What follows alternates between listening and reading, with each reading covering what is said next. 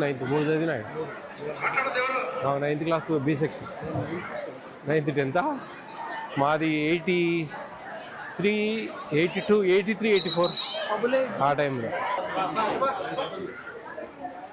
ఒక గంటనా కొంచెం కలిపి పోయండి పెట్టమ్మా లోపల అట్లా పెట్టి ఒక గంటనా వాళ్ళకి ఎంత కావాలో పోయి ఎంత కావాలంటే అంత ఇస్తారా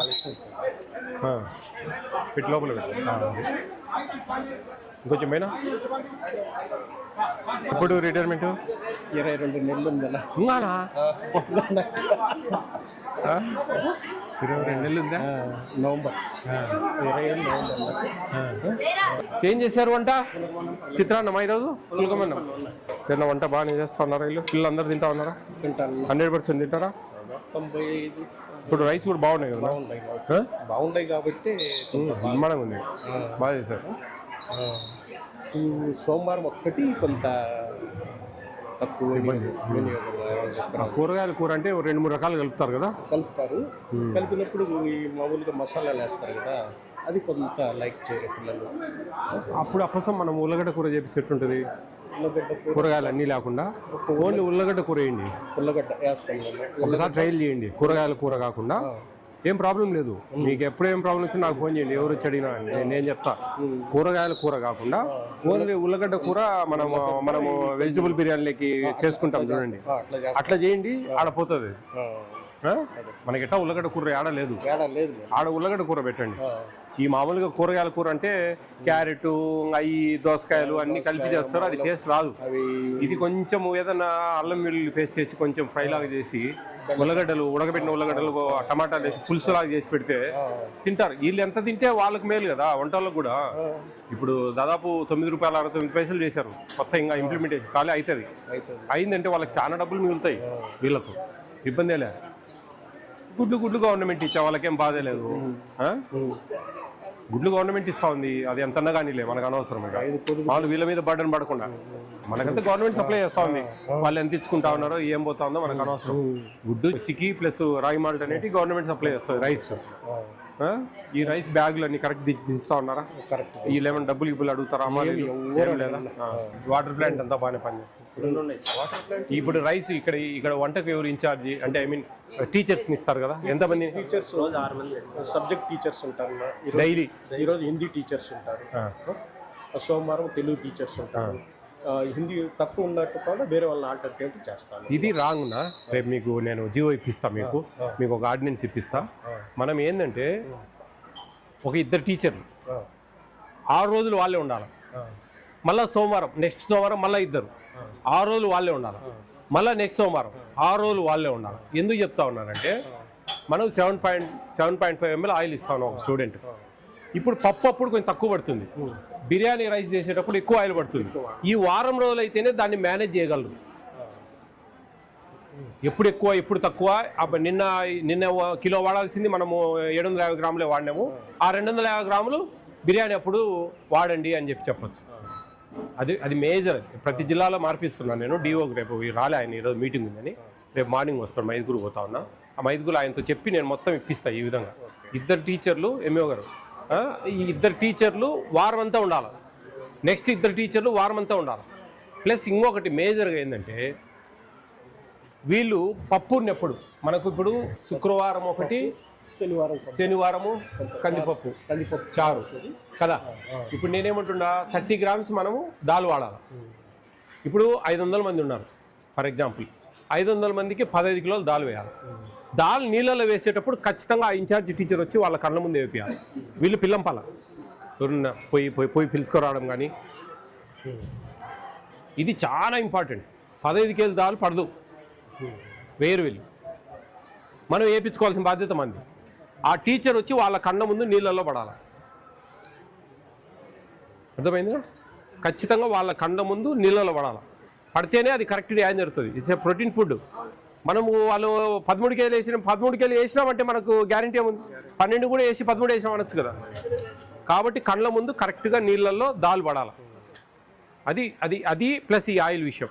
ఈ 2 విషయాలకు ఒక 2 ఉంటే కనుక కంటిన్యూగా, వాళ్ళు కాకపోతే వీళ్ళు కాకపోతే వాళ్ళకి అర్థమవుతుంది ఏ టైంకి రావాలా, ఏంది, ఏ టైంలో దాల్ వేస్తారు. వీళ్ళు పిలంపుకున్నా కానీ వచ్చి అప్పుడప్పుడు అట్లా వచ్చి చూసుకొని పోవడము, అట్లా ఆ 6 మంది అబ్జర్వేషన్ అనేది చాలా ఇంపార్టెంట్. 6 రోజులకు 2 అయితే కదా, రోజు మార్చడం వల్ల ఇది మిస్ అవుతుంది. ఇప్పుడు మనకు ఇప్పుడు మాకు ఎక్కువ మంది ఉంటారు కాబట్టి అలా మనము నేషనల్ ఫుడ్ సెక్యూరిటీ యాక్ట్ ఏం చెప్తా ఉంది, క్వాంటిటీ అండ్ క్వాలిటీ కరెక్ట్గా వెళ్ళాలా అనేది మన ప్రభుత్వం ఉండే జీవో దాని ప్రకారం అది కరెక్ట్గా వాళ్ళకి చేరుతా ఉందా లేదా అనేది ఇంపార్టెంట్ ఇక్కడ. అది మనం మిస్ కాకుండా జాగ్రత్తగా చూసుకోవాలి. బీయింగ్ హెడ్ మాస్టరు మీకు ఏంది, మీరు సబ్స్టిట్యూషన్స్ వేయడము, లెసన్ ప్లాన్స్ చూసుకోవడము, టీచర్ సబ్స్టిట్యూట్ ఎవరు వస్తూ ఉన్నారు, ఎవరు ఎంతవరకు పోతా ఉంది, ఇది మీరు ఒక పెద్దగా అబ్జర్వేషన్లో ఇది ఒక 5 నిమిషాలు ఏదో టైంలో వచ్చి ఎట్లా చేస్తూ ఉన్నారు, ఒక భయం ఉన్న ఒక అజమాయిషి అనేది ఉండాలి. దేంట్లోనే సరే. మీ మీద డిఓ గారిది ఉంటుంది, మీరు టీచర్ల మీద ఉంటుంది, మీరు వంట వాళ్ళ మీద ఉంటుంది, 6 రోజులు ఇన్ఛార్జీలు వాళ్ళ మీద చూసుకుంటారు. అట్లా ఏదైనా కానీ వ్యవస్థలో అజమాయిషి, observation, inspection, this is more important. మనం చేపించుకోవడమే వాళ్ళతో. బాగా చేస్తూ ఉన్నారు లేదా, ఏది నిన్న బాగాలేదన్నారే, సరిగా ఉడకలేదు నిన్న, జాగ్రత్తగా చూసుకోండి, పిల్లలు నాకు కంప్లైంట్ చేసిండ్రు అని ఆ వంట 4-5 వాళ్ళకి చెప్తే వాళ్ళు కొంచెం వరే జాగ్రత్తగా ఉండాలా, నిన్న బాగాలేదన్నారంట అని ఒక ఇది కలుగుతుంది. వాళ్ళతో ఎప్పుడైనా ఫీడ్బ్యాక్ తీసుకోవడం, పిల్లలతో ఎలా ఉంది, ఏంది, బాగా ఉడికిందా లేదా, బాగానే ఉందా, తింటా ఉన్నారులే, దిస్ ఈజ్ ద సిస్టమ్. అది మనం అది ఇంకా మీరు ఏ విధంగా అనేది మీ టాలెంట్, మీ టాక్టిక్స్, ఆ విధంగా కొంచెం మనం చేసుకుంటే కనుక ఈజీగా ఉంటుంది. ఈ 6 రోజుల సిస్టమ్ మీకు రేపే నేను 2-3 రోజులు మీకు ఇప్పిస్తాను. గౌరవనీయులు చిత్తా విజయప్రతాప్ రెడ్డి గారు, వారితో పాటు వివిధ శాఖలకు చెందినటువంటి అధికారులు రావడం జరిగింది. మీ అందరితో సార్ మాట్లాడాలనుకున్నాడు.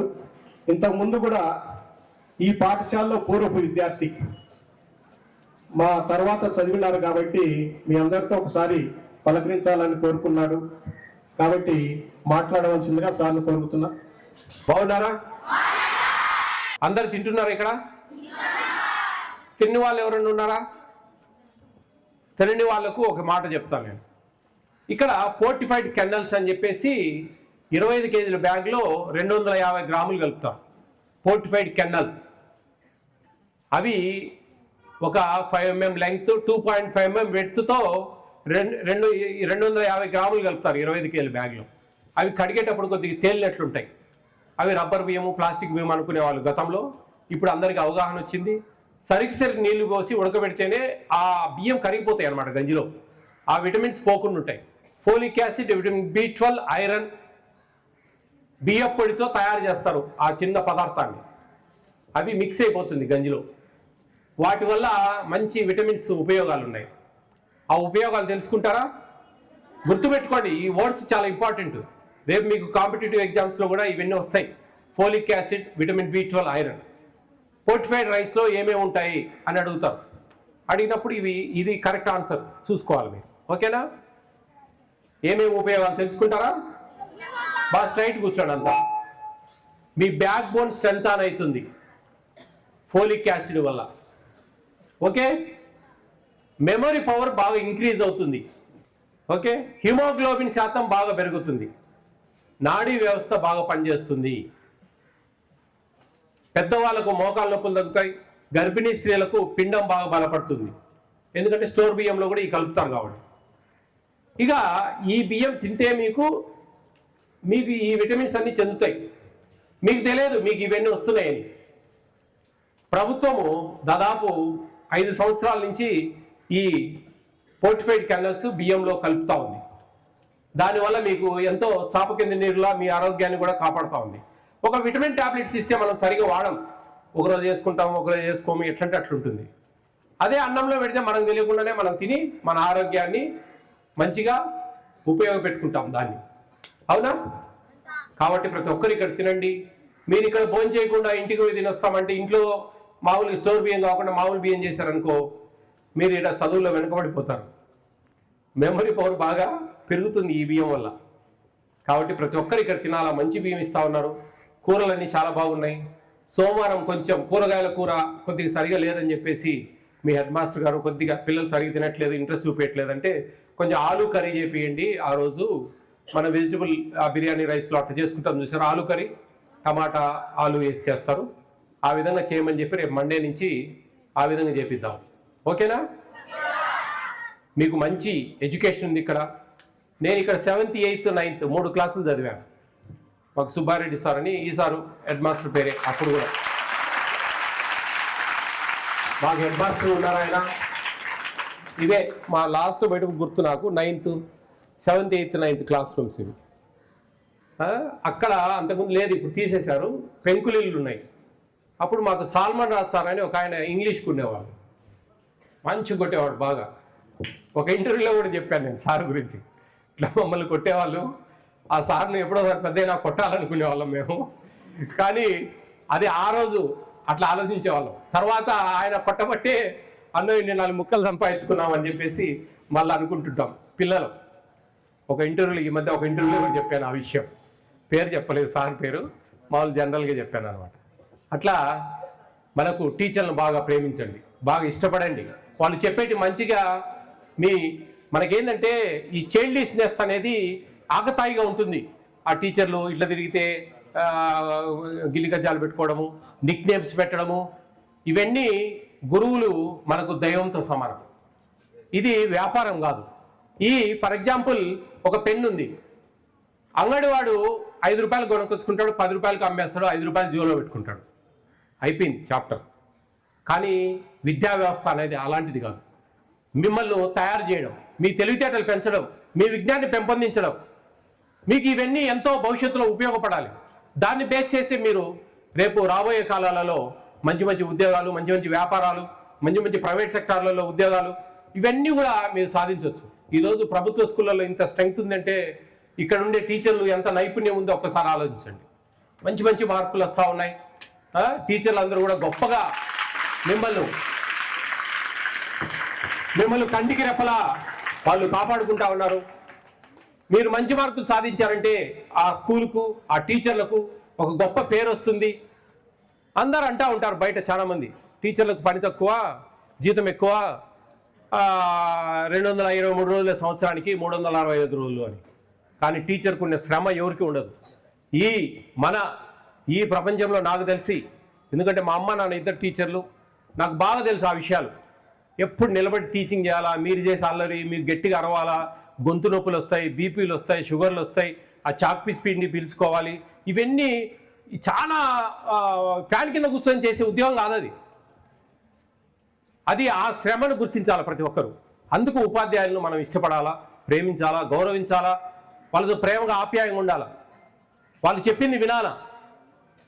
అవన్నీ మీరు మనసులో పెట్టుకొని వాళ్ళకు తగిన విలువిస్తూ గౌరవంగా మీ జీవితాలను మార్చుకోవాలని, మీ జీవితాలకు మంచి బంగారు బాటలు వేసుకోవాలని మనస్ఫూర్తిగా మిమ్మల్ని అందరూ ఆశీర్వదిస్తాను. All the best, all of you.